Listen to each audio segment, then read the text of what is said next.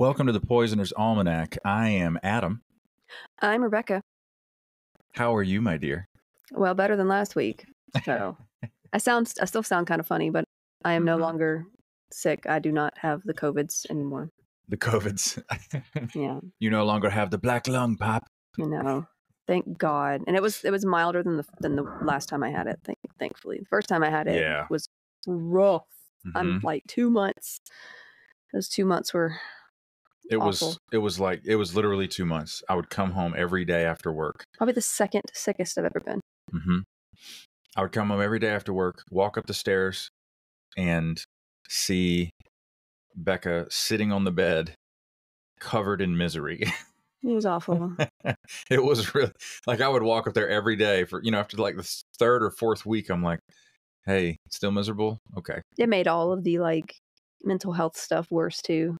It just exacerbated everything. Yep. It was such a weird illness. But you're feeling much better now. I am. I sound funny still, but that's normal for me.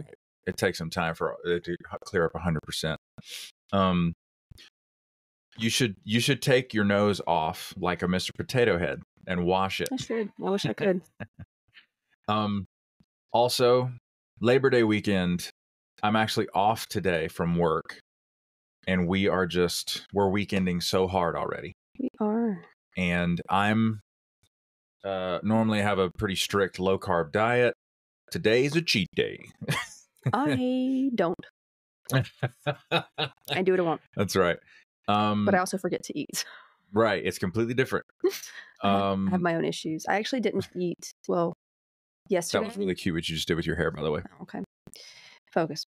Yesterday I had my usual breakfast, right? Just some instant stuff, and then my coffee, right? Then I had a donut before going into work at the book fair. I'm still 100% on board. I helped out with the book fair, right? And I was craving some Dunkin' Donuts. So I had one donut and some frozen coffee. And then I had to rush my child because she had a conference at a parent-teacher conference. I forgot you have a child. That's congratulations. Oh my God. A goal-setting conference, which went really well. Camilla's doing great. And yes, she's so cute. But right after that, right before that, I went from book fair mode to my kid is hungry because she never eats the lunch I make her. Right? So we rushed to McDonald's, right? Because she likes their ice cream there, and I got her some fries, even though she said she didn't want fries. But I knew as soon as she saw that I had some French fries, because that's all I got was. Now she wants fries. Yeah. So you're learning the code book. You're like level 49 at this point. Excuse me. I know her code book. I don't know my own, but I learned all the ways of her. I didn't see that coming. But if you don't, there's Meltdown Central. But no, I had the donut. I don't know my own. You understand our daughter better than you understand yourself. For now, it'll change. That'll change because she's constantly changing. Oh, there's coming a time we won't know anything about her. Yeah, but I had I had some French fries, very quick, because then I had to get to that conference, and then right after that, I had to race her to Taekwondo. It was a very strange and busy and hateful day for me. Hateful, man. And then after that, I had some wonton soup because all she wanted for dinner was fried rice, because that's all she wants on Thursdays. It's fried rice because it's right next to the place where she does Taekwondo. Wow, so she's got like a Pavlov's dog situation. She goes to Taekwondo and eats rice. I guess you could say it that way, yeah. Okay. But she Excuse me for 1 second while I open this package of Chips Ahoy with Reese's Chunks. That is so annoying. Go ahead.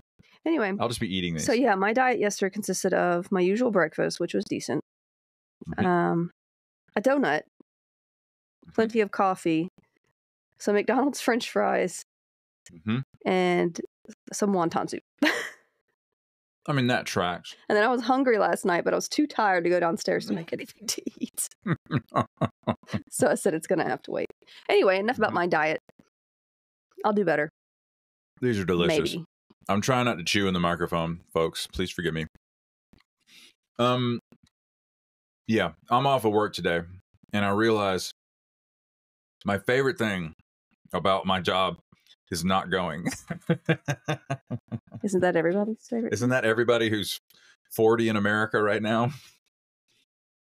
So, it's a good day. It's a happy day because 4-day weekend, and we're going out of town, and we're gonna chillax. And Except for me, I will never chillax. yes. Do you know how hard it is to go on vacation when you're me? I'm sorry. Vacation is not vacation when you're me. It's not. It's just parenting on location. It's worrying about everything. I'm sorry. You just Staying in a different place, so that's a change I don't like.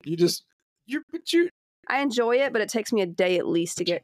And I know this place. I've been going to this place for a long time. So it's a house. It's not a hotel. I can't do hotels. But still, it takes me a good day to like really just sort of get myself straight when it comes to that sort of thing. Yep. So I'm still eating cookies, y'all. Just bear with me. Are you gonna be doing that the whole time? No, I will finish these quickly. Oh my God. Okay. That brings us to our housekeeping segment, ladies and gentlemen. First of all, if you would, follow this podcast on whatever platform you're listening on. Make sure to follow us on socials. There'll be links in the show notes. Especially follow the podcast Instagram. Would love you to do that. Want to thank you guys in advance for all the 5-star reviews you've been leaving on all the platforms. That works like a tip jar, and it pushes the podcast deeper into the algorithms of all these platforms and into the ears of wonderful listeners like you who enjoy this kind of content. That sounds violent. Right into your ears. Right into them. Just boom. I will not describe it that way in the future. Also, we'll have a Patreon up and running soon where you guys can financially support the work we do. We want to thank you guys in advance for any support you give us. Also, shout out to our current listener supporters on Spotify. Delshawn Harris, Taylor McCaleb, Carl Ziegler Jr. Thank you all so much for helping us to make even more content like this. Also, send questions or content suggestions to the podcast Instagram with a comment or DM. It's poisoners_almanac on Instagram. And as always, thank you for listening. All right. My computer is now doing what I need it to do. Wonderful. All right. What are we talking about today, my dear? We are talking about addictive substances, addictive poisons, so to speak. So trigger warning for this one for addiction. We're going to be talking about cocaine, which is a pretty well-known La cocaína. Okay, drug. And I've watched every episode of Narcos. I will be extremely useful in this session. I doubt it, but okay.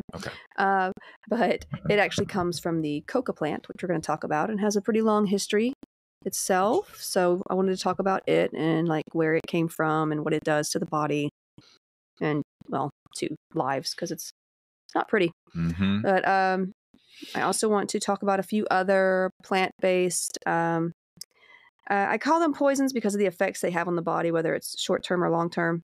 But these particular toxins / recreational substances have been used for years for various different reasons.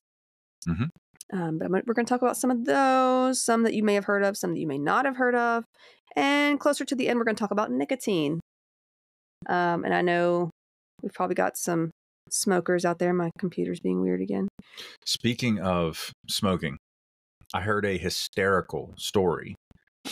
So there's an actor named Tony Hale who played Buster on Arrested Development.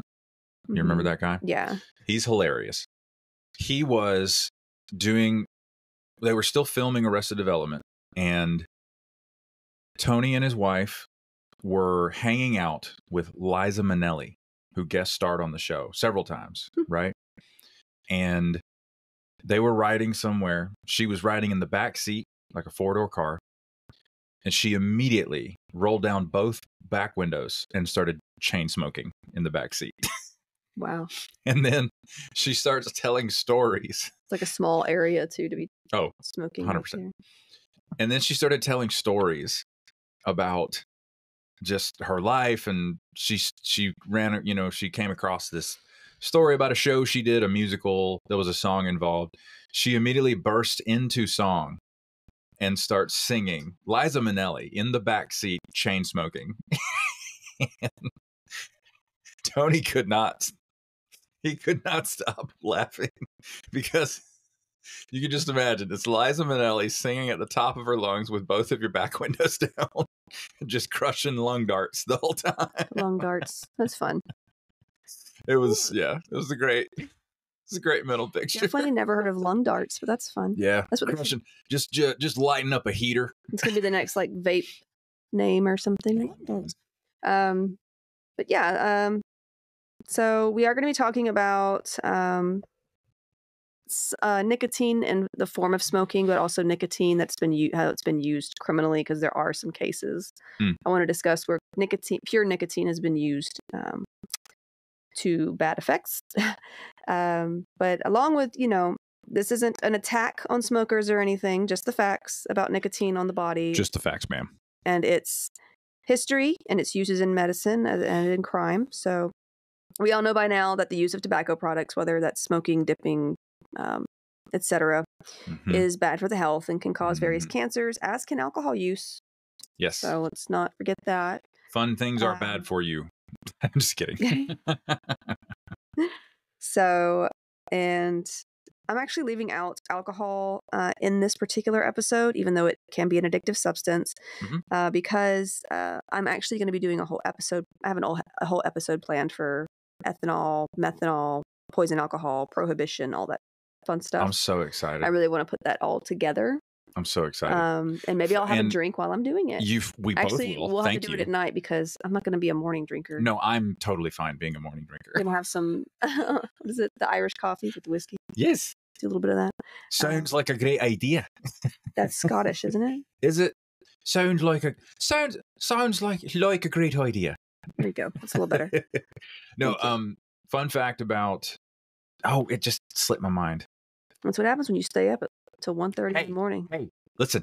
You're 40. You can't do that anymore. Listen, nobody asked you. I don't care. Still gonna say it. Anyway, Rebecca is still so mad at me because I stayed out really late hanging out with some family, and she called. I'm on the way home at like 1 o'clock in the morning. You said you were going to be back at like 10:30 to 11:30. I was completely mistaken. You could text. I could have texted. I could have done that, but where's the fun? So inconsiderate of you. She calls me at 1 a.m. She's like, "Where are you?" I was like, "I'm on the way home." And she goes, "Why? What are you doing?" I was tired. I knew it too. I knew you had started talking to somebody and you were just talk. I began to converse with people I care about a great deal. Anyway, moving on. So yeah, this isn't an attack on smokers, I promise. But it's an attack on talking. You know what? We could get there. But I really want to delve into the biology of addiction without any sense of judgment so that we don't have that lingering over us. Let's make that clear. Because I've known family and friends who have had addictions from alcohol and cigarettes to much harder drugs. Yep. If you want help for any sort of addiction, there are numerous hotlines and centers that I'll mention a little bit later. Yeah. If you smoke and have no desire to quit, that's your choice. And like I said, no judgment. I'm just a big fan of informed decision making. 100%. So. You and I both have had many conversations just like that with patients that we are taking care of. And that is really what it comes down to. Now, I might judge you if you're smoking while you're on oxygen, just because I don't want you to blow up. Hard pass. I don't want you to blow up. Oxygen will ignite.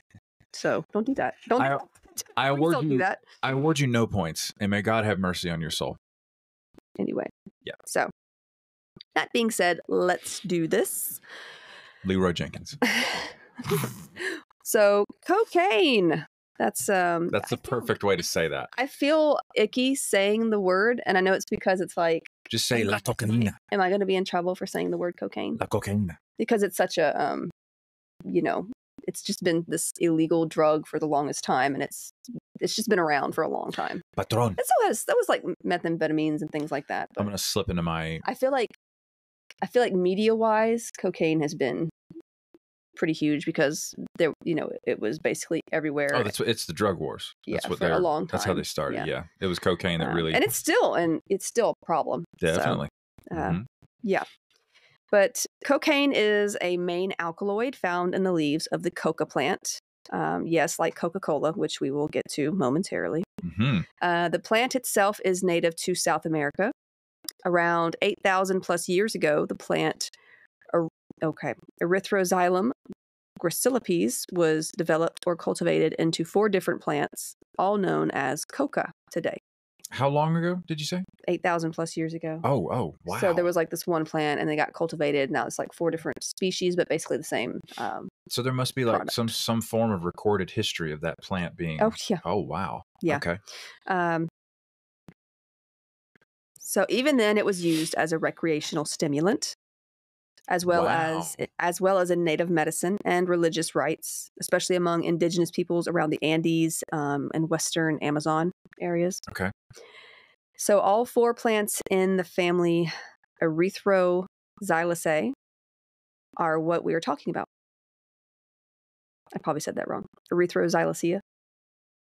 I couldn't say. Because I say Solanacea when I say when I talk about the nightshade family. I trust your judgment. Cool. So it is still grown in various regions of South America as a cash crop today, for many reasons, you can imagine. Though it's also been cultivated it was cultivated in the Dominican Republic around the early 19th century and has been recently been caught growing in Mexico and Honduras. The plants resemble blackthorn bushes. They grow to about 2 to 3 meters or 7 to 10 feet tall. It's rather pretty with these curving branches, thin oval-shaped leaves, and these like yellowish white flowers that end up becoming these red berries. Basically, they're actually pretty. They're pretty, And there's also a newer version of the plant developed known as super coca. Or La Millionaria. I am like millionaire? Yeah. What a perfect way to describe a cocaine plant. This version happens to be herbicide resistant. So. Oh man. It was apparently cultivated after Colombia started an aerial campaign with U.S. military backing to spray glyphosate to eradicate the plant. If you know glyphosate, I think it's that's the chemical they have in Roundup.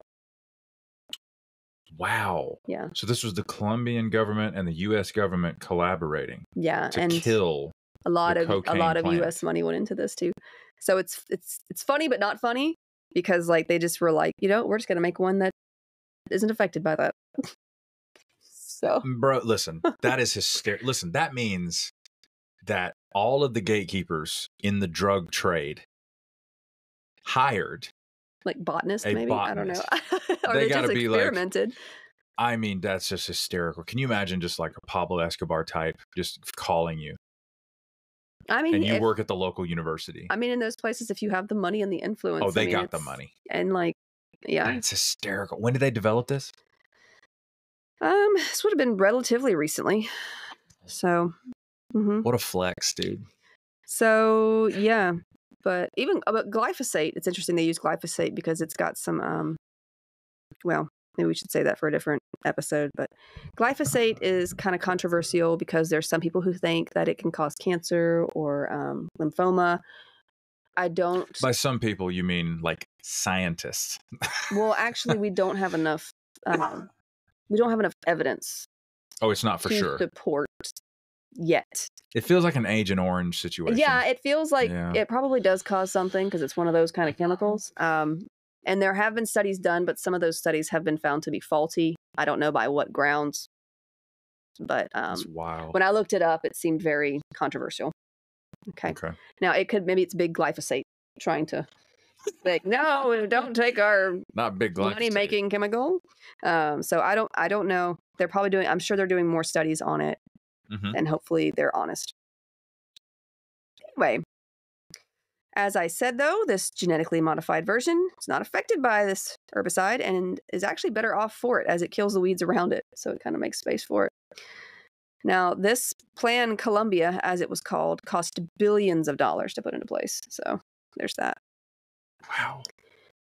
So the chewing of the coca leaves was a social thing as far back as 8,000 years ago. And there are all kinds of archaeological evidence to support the chewing and ingesting of the leaves as a social or even status sort of thing.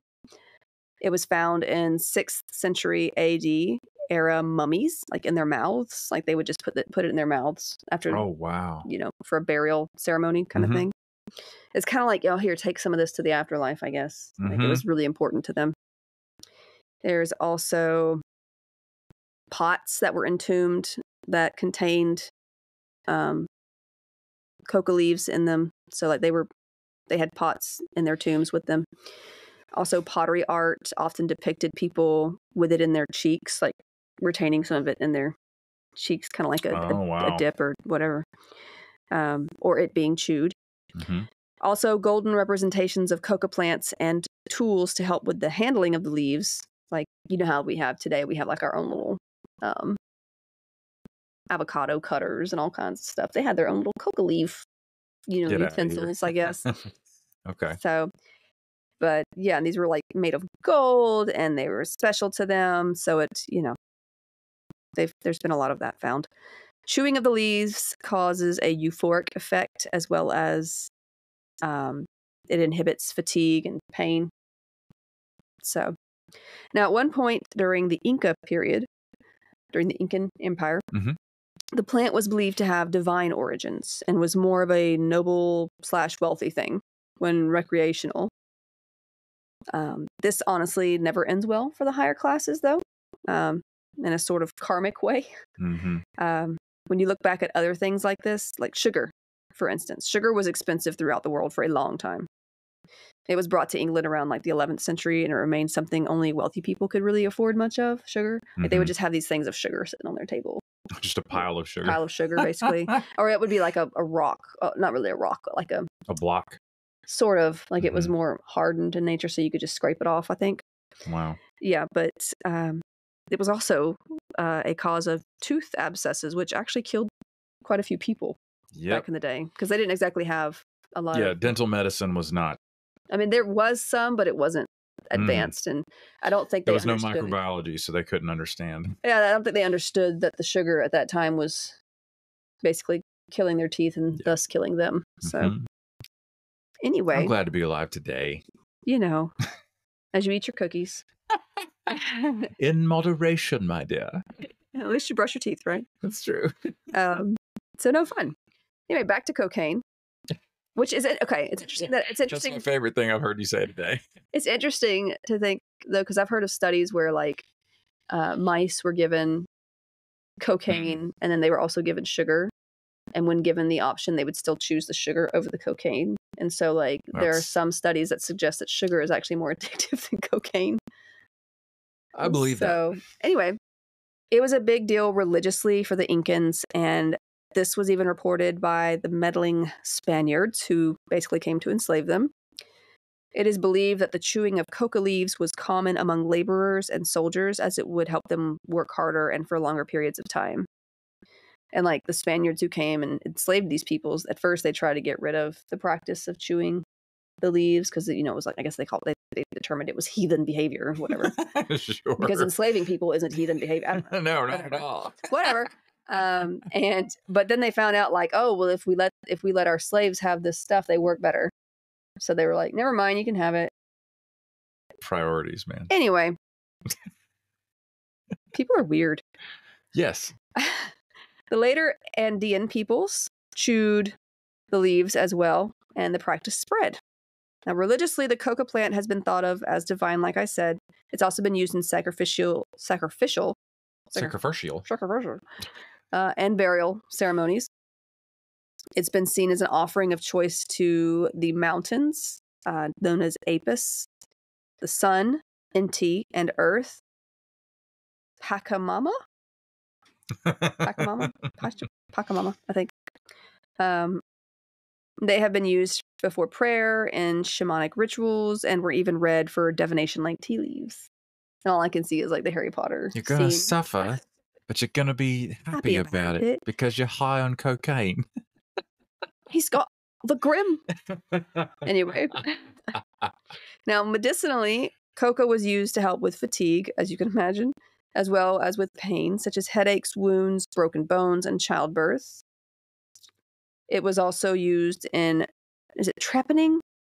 Trepanning. Trepanning. You know what trepanning is? Yes, I do. Yeah, where they like do the practice where they cut like holes in the skull. You know, just a little bitty hole in the skull to let the Goonies out.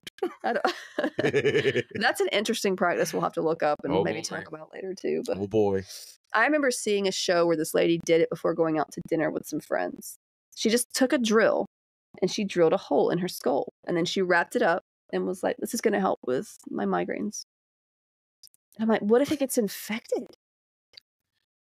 You know? Yeah.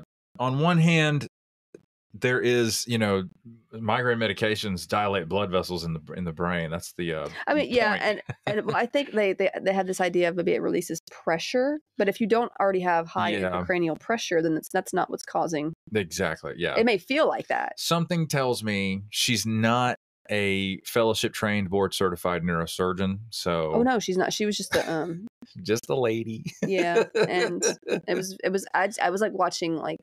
Well, surely she sterilized her instruments. Oh, I don't know. Like she did it in front of a mirror at her house, and so it was just one of those things you couldn't look away from. You're like, is she actually gonna do this? Anyway, I can't remember where I saw this. It was a long time ago. I was fascinated because I had never seen someone drill a hole in their head. But here we are. No pain medicine either. I just don't. Just did can't even right in the skull. I can't. All I'm reminded of is Michael Scott saying, "I need to see this play like I need a hole in the head." Oh my god! Like Abraham Lincoln? Is that what he's talking about?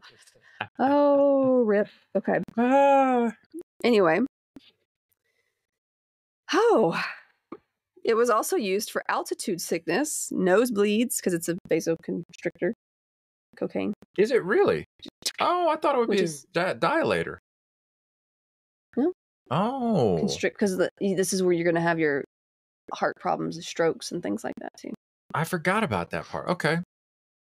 Man, the DARE program fails me again.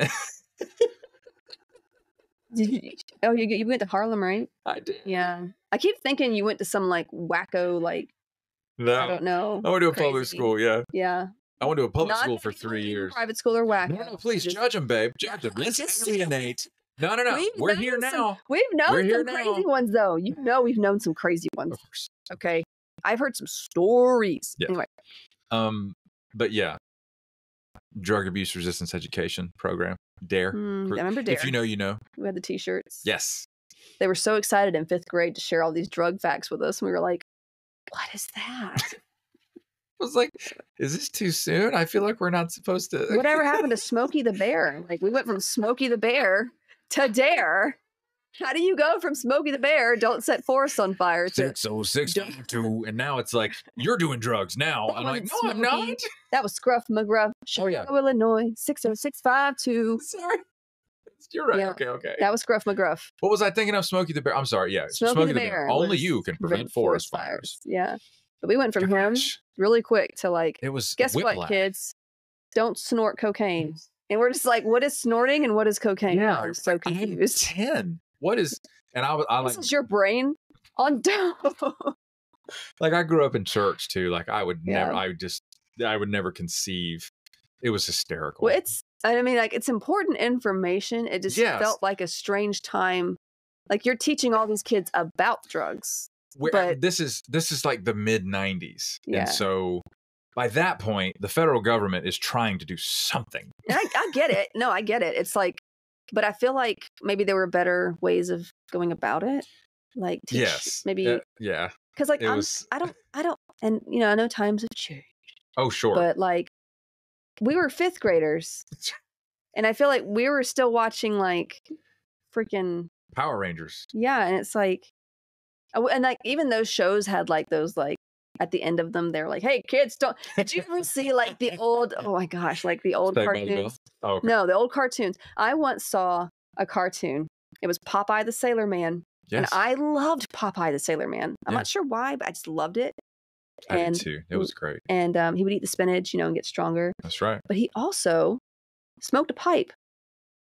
But then, was it Bluto? Was it Bluto? Was that that bad guy's name? Bluto's the bad guy. Yeah. There was a little after episode scene or whatever where they were racing and Bluto was smoking a cigar. And they were trying to get across the fact that he couldn't go as fast or as long because he was smoking a cigar. But in my mind, I was very young, but I was like, Popeye's smoking a pipe.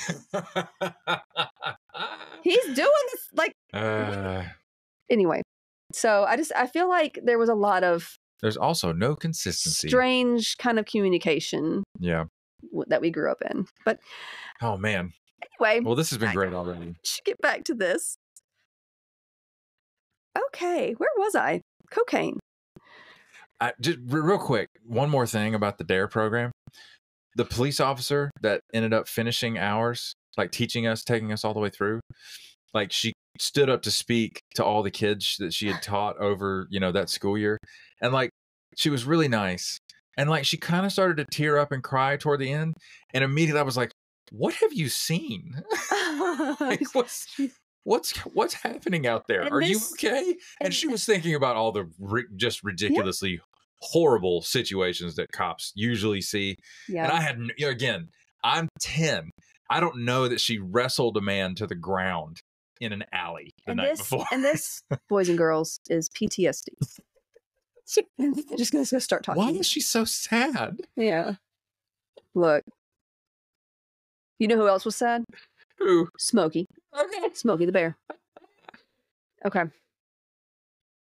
So, yeah, it's also been used for asthma in the past. Don't ask. Malaria. Ulcers. I'm guessing with the ulcers, maybe because it's a vasoconstrictor. Stops it from bleeding. Yeah. Nosebleeds, like I said, digestive issues, and as an aphrodisiac. Well. Now, cocaine is only one of several alkaloids found in the plant, but each leaf contains about 0.3 to 1.5% cocaine concentration. When chewed, coca leaves act as a mild stimulant, as you can imagine, that suppresses hunger, thirst, fatigue, and pain. The difference with chewing versus how the drug is used elsewhere is partly due to the amount of time it takes for the drug to peak in the body. So with chewing and ingesting, it actually takes 2 to 12 hours to absorb the coca as opposed to longer. As opposed to 20 minutes with nasal application. Snorting it. Yeah. It was brought to Europe in the 16th century, but didn't become more popular until the early 19th century. Dr. Paola Mantegazza, who is an Italian neurologist, physiologist, and anthropologist. Mantegazza. Yeah. Wrote a paper titled, and it was originally titled in Italian, but here's the English version, on hygienic and medicinal properties of coca and on nervous nourishment in general. So I would have said the Italian title, but I would have probably butchered it. I'm sorry. And that's a long title to butcher. Yeah. But I would have enjoyed it. I just finished watching the entire Godfather trilogy. Yeah. I'd be fine with it. Come to my house on the day of my daughter's wedding. I feel like that's an Italian accent with a Boston twist. Yeah, it's New York. The Corleone family had, come and immigrated to New York. Yeah. Kind of a mix. So basically this paper was about the coca plant's stimulating effects on cognition, and he wrote it after trying some on himself in 1859, as science was like that. Basically. For science. Yeah, science was just let me try some stuff on myself or other people and see. Let's go.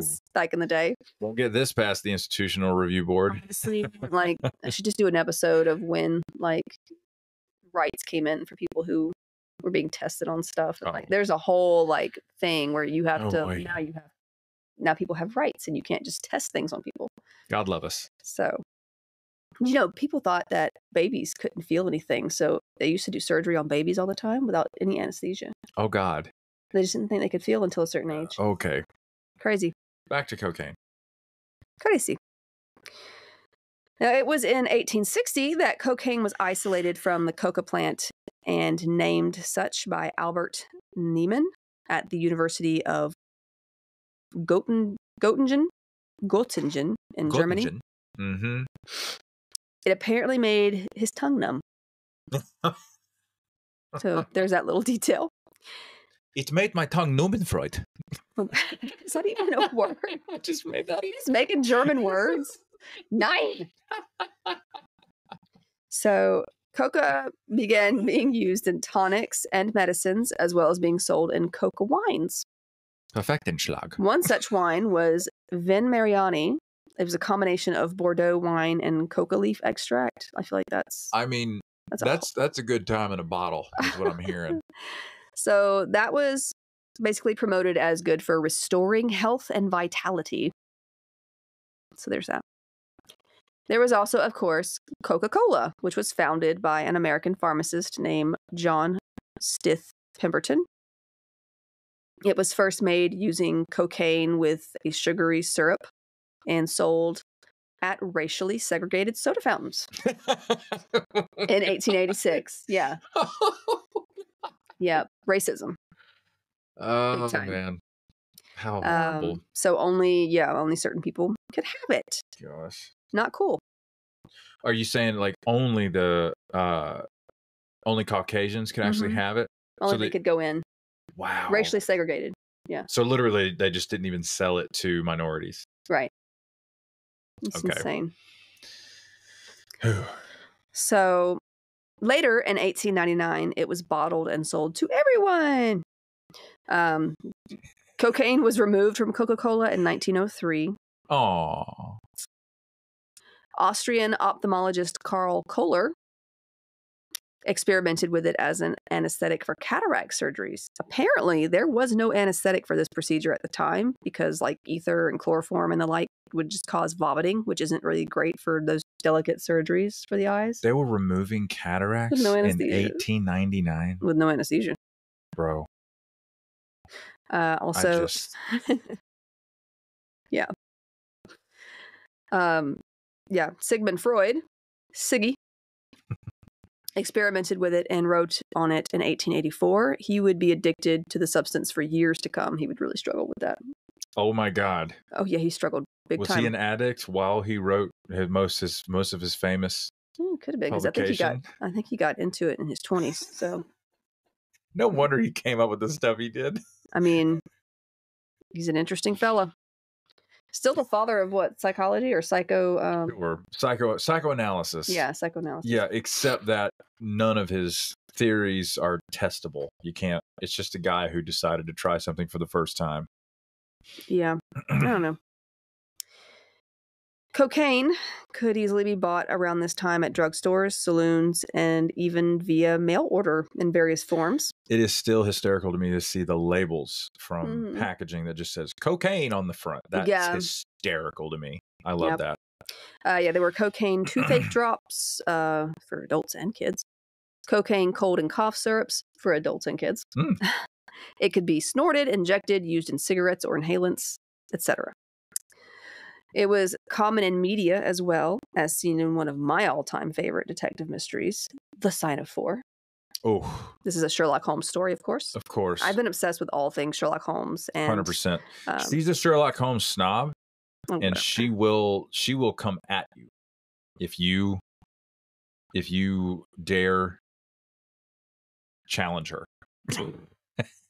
Well, I'm also a big fan of Agatha Christie's Poirot mysteries too. So it stings. Been obsessed with those for a long time. I just realized I had so much trouble when I learned, and this is years ago, I was still like a teenager, I think, when I found out that cocaine used to be in Coca-Cola. And like, we're still drinking Coke, but you're telling me cocaine was in Coke? Well, like that's what it's named after. And I was like, hang on, you're telling me that my drug abuse resistance education did not cover this? Oh, no. No, well, actually, Coca-Cola, its flavoring still comes from the coca plant. It's just been decocainized, basically. That's hysterical. Okay. Anyway, I mean, it's still very popular. I mean, Coca-Cola. So in the beginning of the Sign of Four, Holmes simply pulls out his hypodermic needle, rolls up his arm, and injects himself with his 7% solution of cocaine. Yeah, baby. Before asking Dr. Watson if he would like to try some. And of course, once the addictive nature and the harmful nature of cocaine became more widely understood, you saw a lot of this kind of fade out from. And Watson wasn't like Watson, a doctor, was like, no, thank you. And instead of like, oh my God, why are you doing this? Well, he didn't really approve of Holmes's drug use either. Because Holmes did it when he didn't have a case, and so he was just trying to stimulate his brain in some way. And in the Benedict, like a crutch to him. Yes, in the Benedict Cumberbatch iteration of Sherlock Holmes, it's smoking and nicotine patches. Yeah.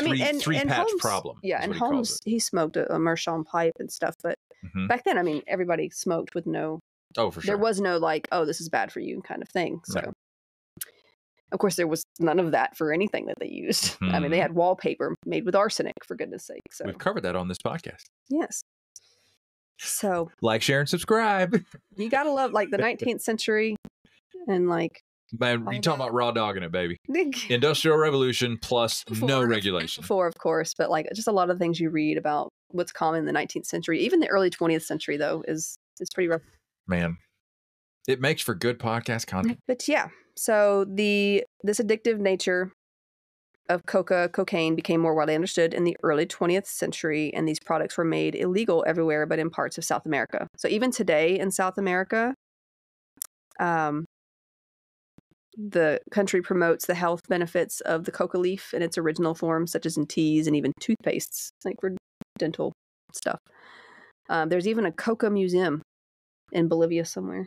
Like they're very much still into like they're okay with like chewing it, like, you know, to them it's not the same thing as like injecting. Which it's not the same thing. Funded by every drug cartel in Colombia. Well, thank you very much. They're not like supporting the whole like let's process it and ship it out to be used as an intravenous drug. I just can't help it that they're involved with making sure that the coca plant is still treasured. Well, to them it is very much cultural.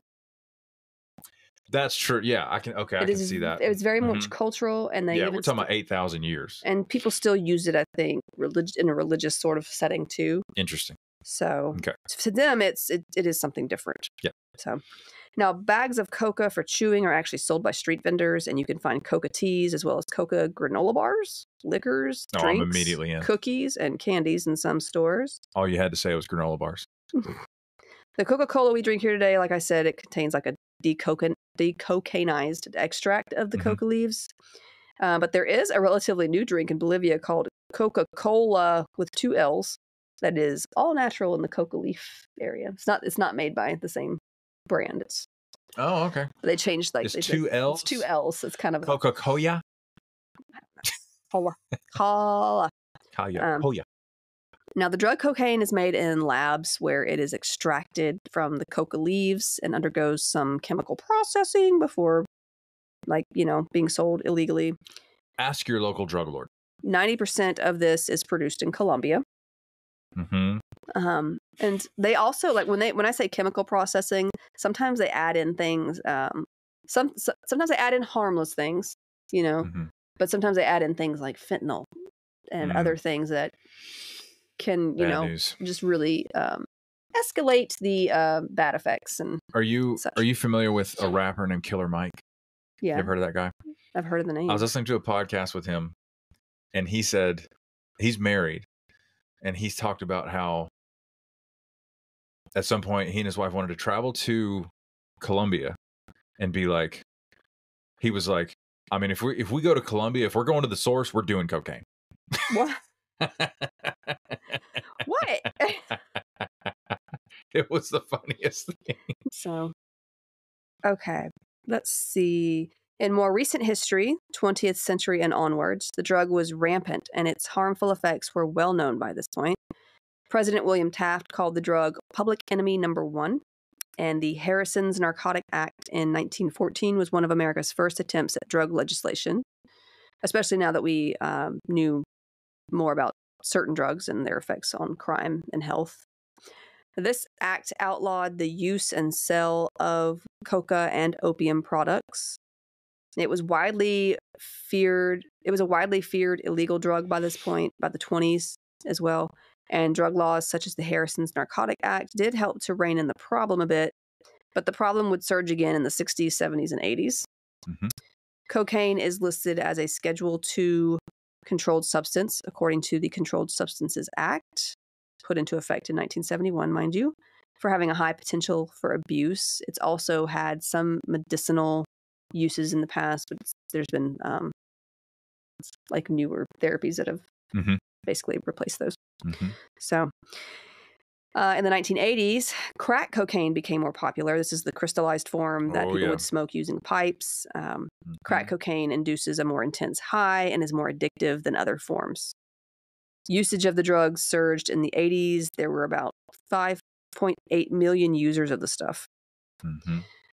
Crime rates in major cities also began to rise, and it was found in 1988 that 32% of all homicides and 60% of all drug-related homicides in New York City were tied to cocaine use. Now, today it is estimated that around 50 million Americans, they say 1 in 4 have tried cocaine. And maybe it's my literal brain, but I'm picturing like 4 friends that I know, and I'm like, 1 in 4 of them has not done cocaine. Maybe I'm doing statistics wrong, though. I don't know. That feels a little high. Yeah, but it says 50 million Americans have apparently tried cocaine. Okay. Another 50,000 people try it for the first time every day, they say. More than 6 million Americans use cocaine on a daily basis. That's scary. So let's talk about what it does to the body and why it's scary. Now, the euphoria that it seems to incite comes from how it messes with the pleasure reward areas of the brain, which you see in a lot of addiction-causing drugs or poisons. Yeah.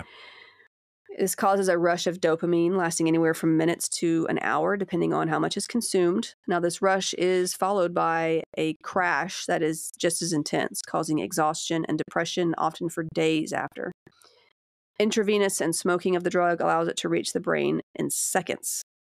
While snorting the drug limits effects because it takes longer to reach the brain, still, effects are quite costly and can lead to addiction, disability, and death. Short-term effects include restlessness, agitation, increased heart rate, raised blood pressure, and even tremors, seizures, or heart attacks. With consistent use, the body will develop a tolerance to the drug so that users must use more and more each time, as you see with most addictions, to kind of get that rush. Now, long-term use effects include damage to your heart, lungs, and brain. You may suffer seizures, heart attacks, and respiratory failure due to long-term cocaine use. It can also affect your mental state, causing mood swings, anxiety, and depression. It especially harms the cardiovascular system, leading to chest pain, heart attacks, and even sudden cardiac death. Long-term cocaine use can cause irreversible damage to the heart and blood vessels. This leads to chronic cardiovascular disease. Also, consistent use nasally often results in the erosion of the upper nasal cavity. So, no fun. Acute overdoses, whether it's first-time use or... There's nothing cute about it. No, nothing. First-time use or because like so much is taken after having built up tolerance, can lead to seizures, heart attacks, and potentially fatal strokes. I remember being in nursing school and like our teachers basically telling us, like, if you have a patient come in who is having a stroke and they're in their 20s, cocaine is a possibility. Oh, 100%. So there's other possibilities too. I'm not saying that's the only reason, but it's definitely, possible. When I was a student doing a clinical rotation at a local hospital, we had a man in his completely white hair. He was late 60s, early 70s. Came in with a stroke, a cocaine-related stroke. It was very shocking. It really, it's really hard to like hear stories about people who don't take like their friends to the hospital because they don't want them to get in trouble or they don't want to feel judged. They don't go to the hospital. It's like, the healthcare professionals there are there to treat you. What they think about you, honestly, does not matter, and they should not bring that into the environment anyway. So there should be no judgment anyway. They just want to keep you alive. That's true. So that's their main purpose. So don't feel, if you've ever been in that kind of, hopefully you're never in that sort of situation, but just go to the hospital. So signs of a potential overdose after cocaine use can appear as dangerous heart rates, like high heart rates, blood pressure, and body temperature increases. The threat of death is also present when cocaine is, quote unquote, is cut with and includes fentanyl, like I mentioned earlier. We talked about fentanyl already in a couple episodes, I think, and it's a very, very strong synthetic opioid. All this being said, about its physical effects, use of the drug will also affect your career, family, relationships, finances, etc. I've watched family just implode, So have I. from the use of not just this, but other drugs as well, methamphetamines, things like that. SAMHSA's National Helpline is a free, confidential, 24/7, 365 days a year treatment, referral, and information service in English and in Spanish. I say SAMHSA, it's SAMHSA. For individuals and families facing mental and or substance use disorders. Their number is 1-800-662-HELP. HELP is 4357. If you're like me and you hate looking up those kinds of things. Yes. But yes. Now I want to briefly move on to two other plants that have been used for chewing before going on to nicotine. There's one called Khat. I think it's Khat. Khat. All right. Pretty sure it's Khat. If I'm wrong, I am sorry. So Khat.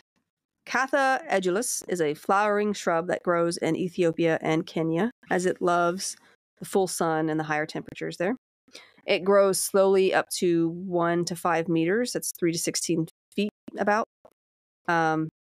It's red. It has these red stalks that hold dark, glossy leaves. It can take 7 to 8 years for the plant to reach full growth, but it is pretty low maintenance, and its leaves are often harvested like 4 times a year, which makes it pretty profitable. It apparently accounted for 30% of Yemen's economy back in the year 2000. Wow. It has been popular in the Horn of Africa and the Arabian Peninsula for centuries, being present before coffee was ever introduced there.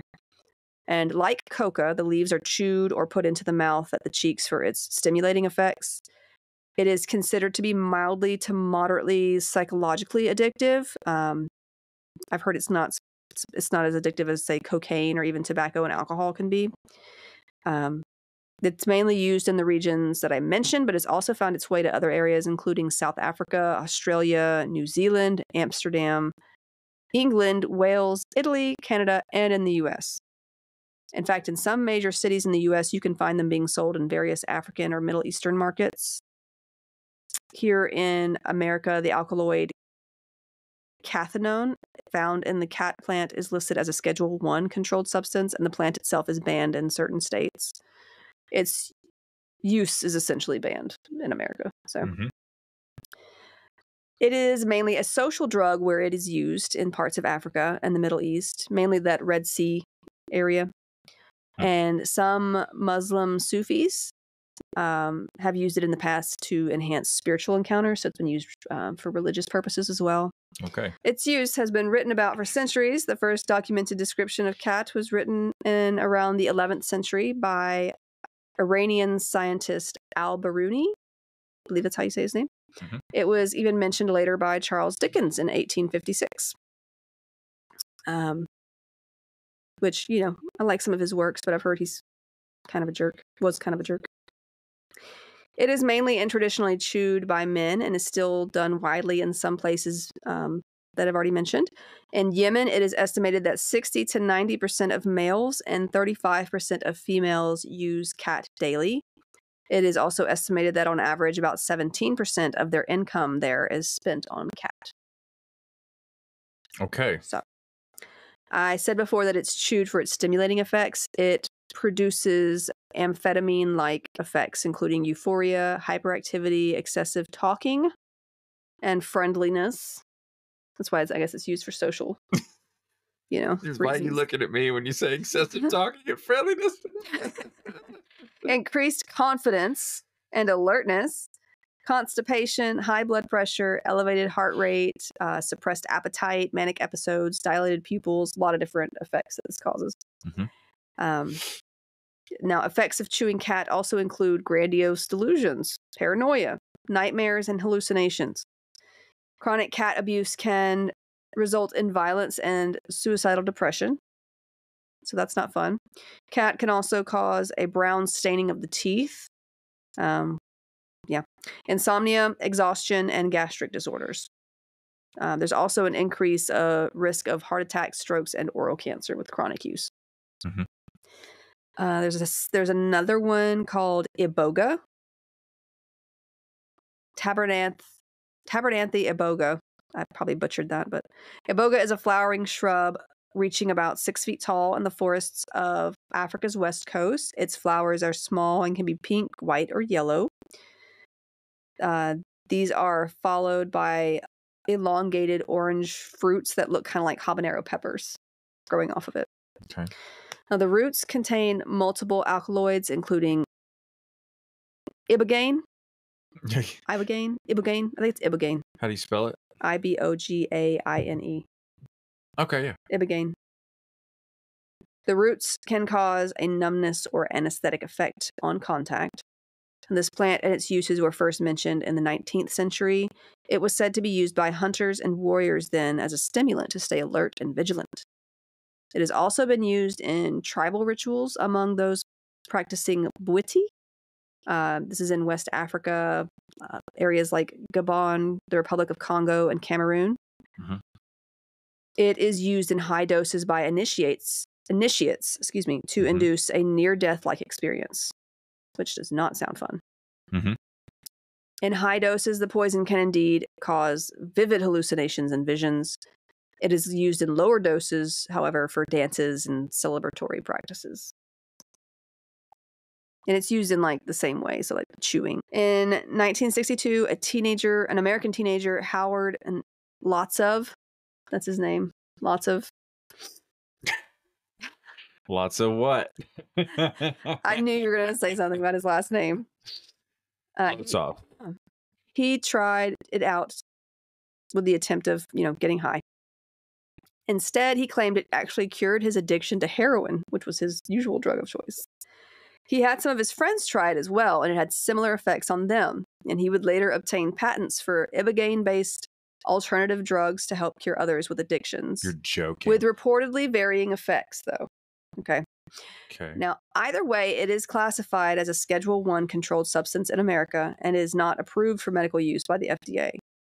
There have been a few notable deaths caused by ibogaine, including that of Jason Sears in 2006. He was the lead singer of the band Rich Kids on LSD and died after taking it in a rehab facility in an attempt to cure his addiction. In a facility? Yeah. Well, it was in Tijuana. Wow. It was a facility in Tijuana that was not exactly accredited. Legit. That's awful. Yeah. So, but he was trying to use it to cure his addiction. And, he may have been at that point just desperate trying to get this. That's very tragic, actually. Yeah. Wow. In most other countries, ibogaine is unregulated, and there have been addiction clinics, quote unquote clinics, popping up in various places, including New Zealand, South Africa, Mexico, Canada, and the Netherlands. Addiction specialists do warn, however, that treatment using ibogaine can be dangerous and even deadly because of cardiovascular effects caused by the drug, as well as psychiatric effects.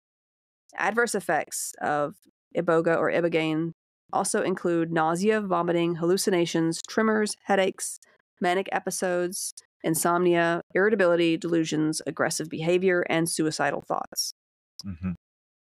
Again, it's always good to be informed before you make decisions. Another one that we should talk about is the betel nut. Betel nut? I always say betel. Okay. Reminds me of Beetlejuice, though. Betel. Beetlejuice. It's Betel. It kept changing it to AL for some reason on my computer, but it's EL. Betel nut. Or the areca nut. It grows from the areca palm, which is native to the Philippines, but also grows in much of the tropical Pacific and in parts of South Asia and parts of East Africa. Now, Betel nut chewing has been a common practice for thousands of years, like some of the others. And like the others that I've mentioned, it acts as a stimulant and is addictive. Like the others, it also causes health issues, mainly mouth ulcers, oral and esophageal cancers, and cardiovascular disease. The risk is higher when paired with tobacco, of course, which has its own toxic effects. Mm-hmm. Acutely, chewing affects the blood pressure, elevating it, and it causes heart arrhythmias, really bad heart rhythms, sometimes leading to heart attacks. Consistent chewing can lead to liver damage, cancer, asthma, type 2 diabetes, hyperlipidemia, which is basically high cholesterol. It tends to help with the clogging of arteries and such. Oh, okay. Metabolic syndrome, hypothyroidism, which is your thyroid is malfunctioning. Mm-hmm. Prostate problems, cancer, and infertility. Now, the betel nut is not actually a nut, but it's the seed of these berries that grow on the palm. And it is often chewed with slaked lime and various spices wrapped in a betel leaf from a vining plant. So this is it's the betel nut, but then there's the betel leaf, but this is a different plant. The betel leaf's from a different plant. Okay. Just to clarify. It's from the Piper betel that is different to the Areca palm. And the betel leaf apparently gives like a peppery taste to the Areca nut. Mm-hmm. So it's like a peppery taste for flavoring. In some parts of Asia, the betel nut or Areca nut is used in traditional medicine for parasite removal, like tapeworms. Oh, okay. So it's been used medicinally in some places. Historically speaking, there is archaeological evidence showing that the betel nut and betel leaf combo has been used in the Philippines, Thailand, and Indonesia for at least 4,000 years. Wow. In Vietnam, there is this phrase that means in English, matters of betel and Areca. That refers to marriage because it's a symbol of love. It is chewed during talks between parents of those marrying and is also ceremonial and common at weddings there. Wow. So, like when they're planning weddings and things like that. It has something to do with like the two being inseparable to them. Like you have one, you have the other, and you use them together. Okay. And it was once customary for royalty to chew the betel nut / leaves in India and Sri Lanka. It was also a sexual symbol, as lovers once chewed them together to freshen their breath. Apparently, it freshens the breath. Okay. Now the two parts representing the male-female situation. So situations, he said. Oh man. Anyway, it was also Is that what the kids are calling it now? Yeah. Anyway, it was also once used in religious ceremonies in South Asia. In Assam, it is a cultural social thing where you offer guests the betel nut leaves to chew. It's also used in a fermented form there and is also a symbol of love and fertility. Strangely enough, though, it is a fertility symbol in some places, chewing while pregnant can actually lead to adverse effects for the baby, such as low weight, low birth weight, premature births, and stillbirths. Mm-hmm. So it's actually quite bad for babies or pregnancy. In Bhutan, the betel nut is known as doma, and it is also chewed. There is a myth there that the people once fed on the flesh, bones, and blood of others until a guru brought Buddhism there in the 8th century, and they started chewing the doma, and that like cured them of their cannibalism, I guess. Okay. So when chewed, the red residue is typically spat out onto the ground. Like they chew it and they spit, and it's just this red spit. It's kind of gross. Okay. So chewing has actually been banned in some places simply because people spitting this red stuff everywhere makes the place look gross. Like it's just on sidewalks, it stains. Oh, it's just, come on, guys. It's not cool. But it's, it's just everywhere there. It also stains the teeth red. And like, so people, you can see it like on their teeth and gums. Okay. There are many different compounds in the betel nut, but the main alkaloid is arecaline. Chewing leads to a mild euphoric feeling and alertness, kind of like the others do. It is most commonly used in India these days and may be known there as pan, Paan. It may be sold in packages where it is dried and ready to chew. It is not uncommon for those who are poor to chew it to suppress hunger, which is really sad. That's intense. Yeah. In many places in South Asia and Oceania, I cannot say that word, Oceania, you may find areca nut sold in markets or stores for chewing. In the US and UK, the nuts are readily available, usually in Asian grocery stores. In the UAE, the United Arab Emirates, it is banned with harsh punishment, but I feel like also they do that with a lot of things over there. Oh, yes. I've heard it's actually quite dangerous to go there if you're a woman. Oh, yes. I'm just standing up to stretch. All right, now let's talk about nicotine. This is the last one I'm going to talk about, so yeah, nicotine. Nicotine is the main psychoactive stimulant ingredient in tobacco plants. The genus of tobacco plants is Nicotiana, and there are actually 79 known types of tobacco plants. So, okay, I didn't know that part. So, also the main ingredient in products, cigarettes, snuff, dip, etc. This is the chemical. Nicotine is the chemical that makes you feel good when you consume tobacco, and it's the cause of addiction for such products. Now, nicotine constitutes about 5% of the tobacco plant by weight.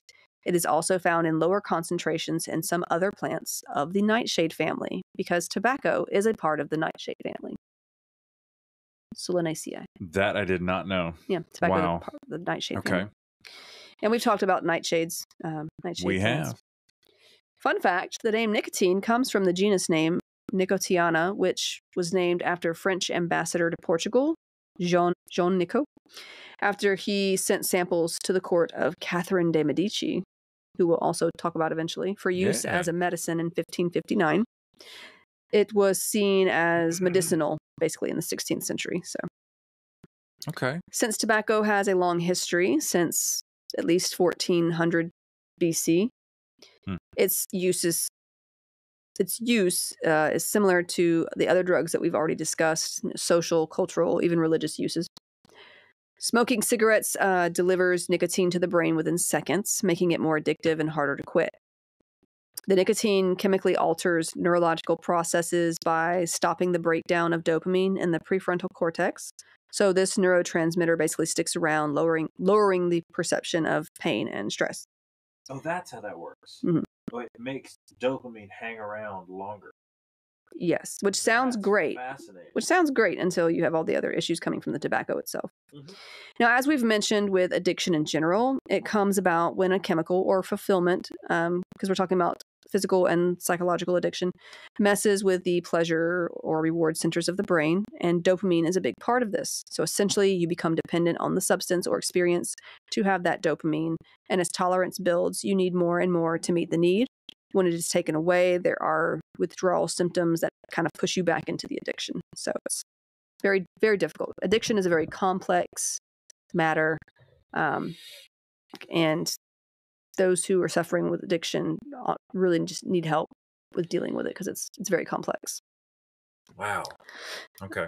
Yeah. I never knew about that its effect on the dopamine pathway and breakdown. Now, nicotine itself does not cause most of the health issues seen with smoking, dipping, and snuffing, etc. It is the other toxic chemicals within the tobacco and tobacco smoke that cause things like lung cancer, COPD, and other fatal lung diseases, as well as cardiovascular diseases, dementia, and strokes. Nicotine does have some influence on cardiovascular disease with consistent use, however. Also, let's not forget the dangers to others via secondhand smoke. Secondhand smoke contributes to thousands of premature cardiovascular disease and lung cancer deaths. So, also children around secondhand smoke tend to have many more respiratory infections because of its influence. Did I ever tell you about, I saw one of the first patients I saw as a nursing student, mind you,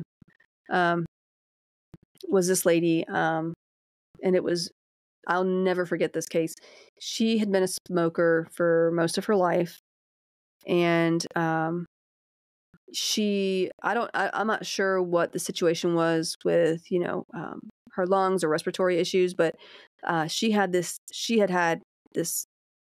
venous issue because, it causes a lot of venous problems.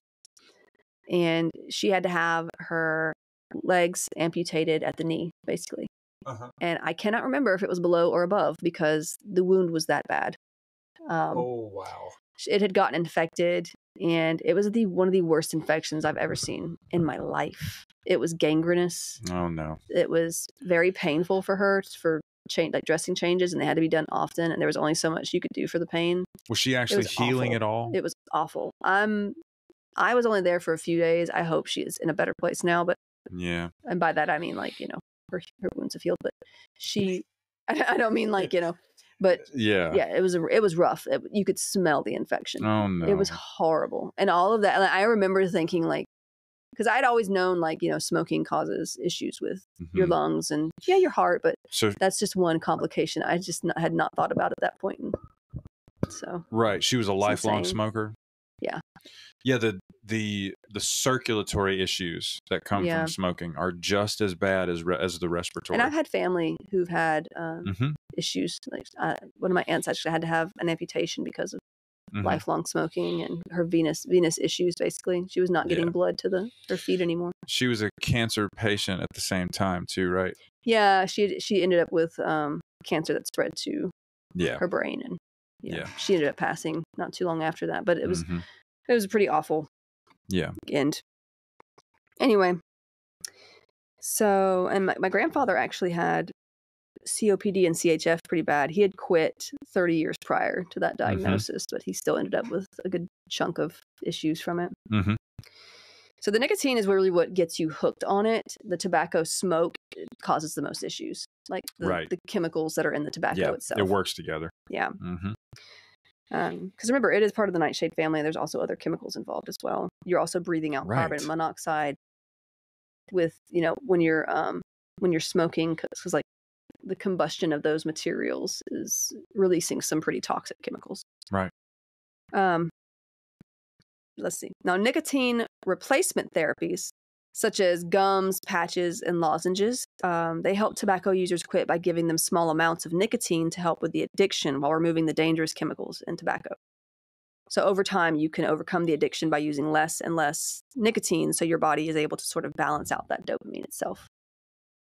You're basically reteaching your body to do its own thing. So that's what's happening, like as far on a chemical level in your brain. Yeah. Wow.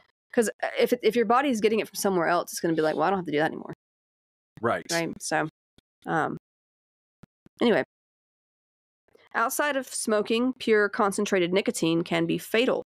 It has been isolated for use as an insecticide since at least 1690, and you may have heard of the term nicotinoids or neonicotinoids. Okay. The former is a combination of nicotine with other chemicals, and the latter is a synthetic nicotine-like substance. Now, nicotine poisoning symptoms include agitation, drowsiness, irritation, headache, excessive salivation, sweating, pallor, which is you have this pale tone to your skin, sickly pale, high blood pressure, increased heart rate, abdominal pain, nausea, vomiting, tremors, lack of coordination, and twitching. Now, you have to have a pretty good dose of nicotine for a lot of these to occur. Nicotine has also been used in several homicides. Nicotine itself, like pure nicotine. Do tell.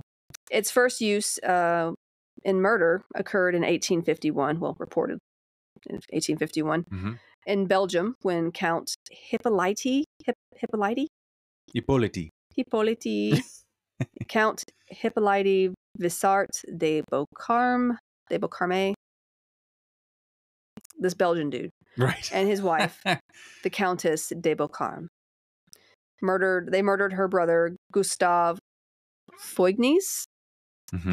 They murdered Gustave with tobacco leaf extract to inherit his money for their mounting debts and, of course, the Count's mistress. Heyo.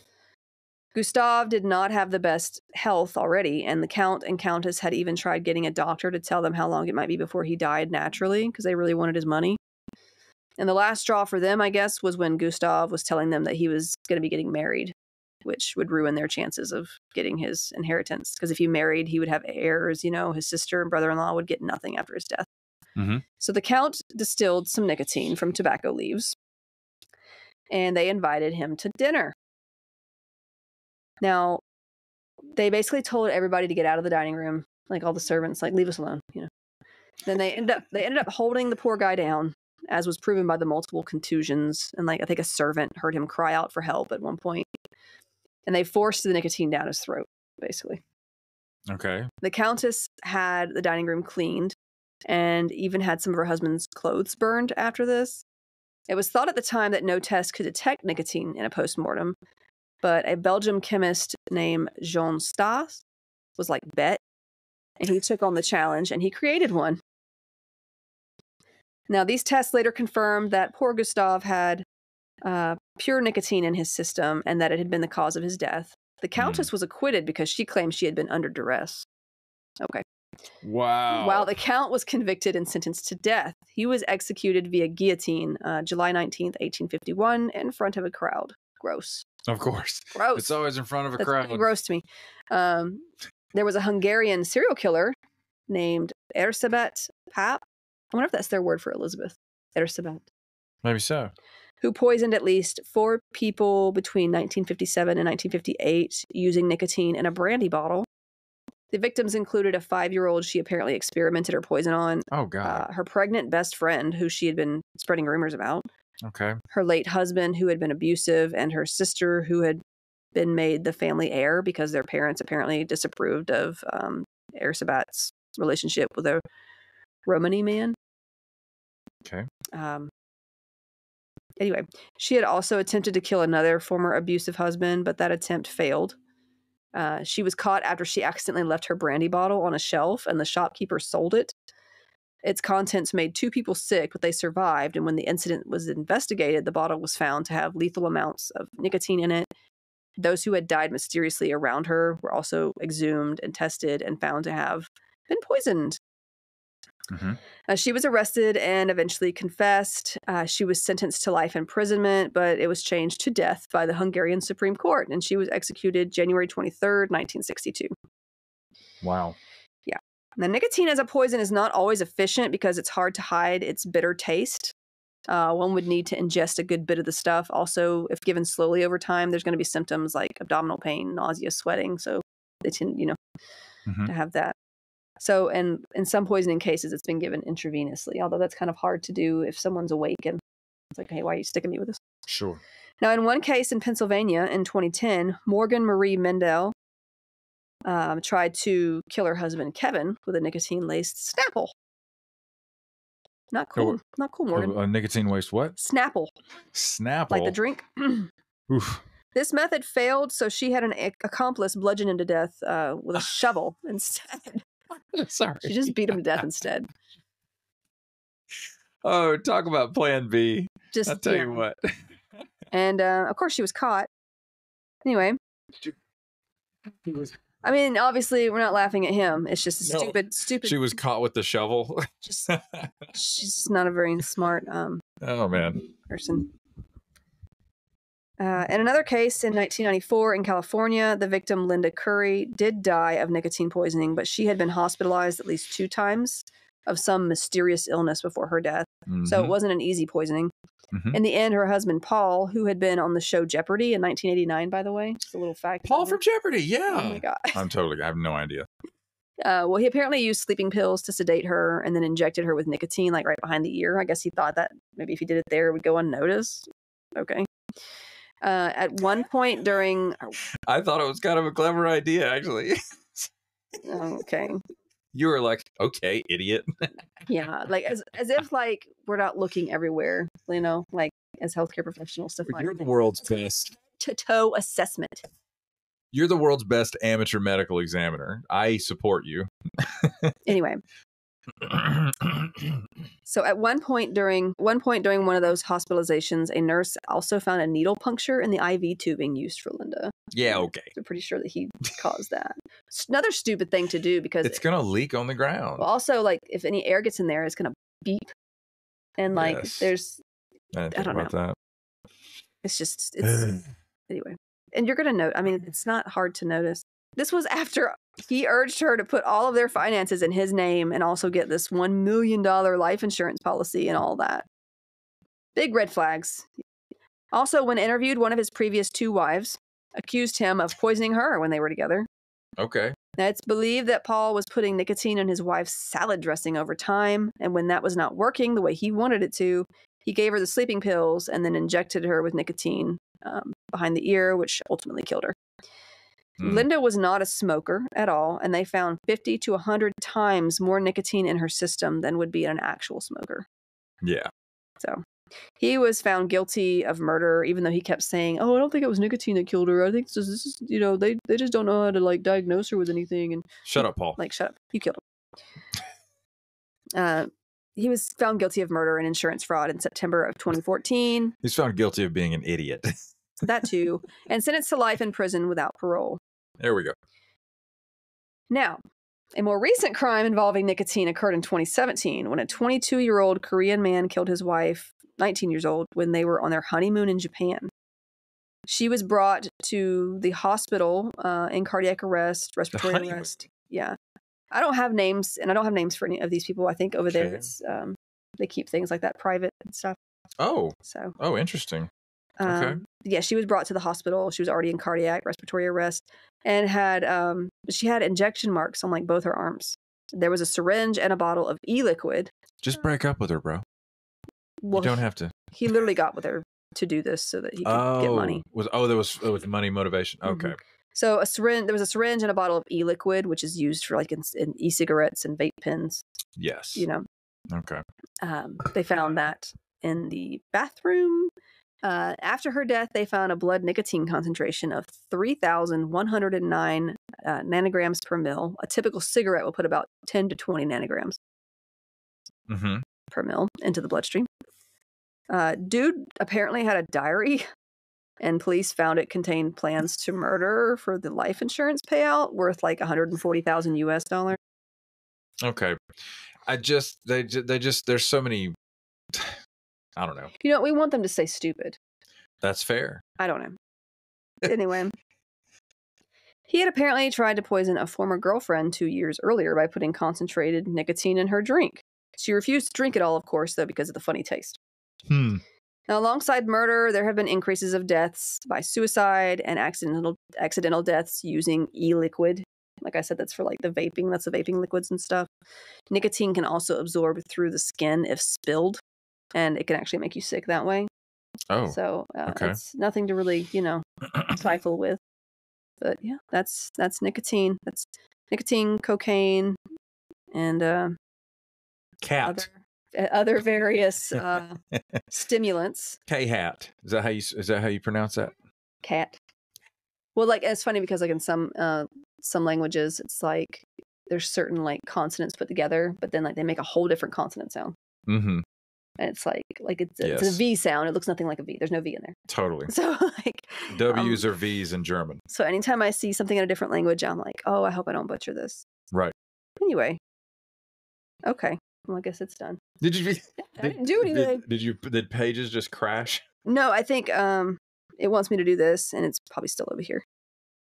Yeah. Oh, there we go. Yeah, okay. It was just letting me know. Anyway, that's all I have for you today. And I know I say that's all I have for you, but I just spent like an hour, 30 minutes talking about addictive substances. I mean, we did a lot of talking. It's fine. Yes. It's good times. Well, thank you guys so much for listening, and we will see you in the next episode. Bye. Bye, buddy. Hope you find your dad.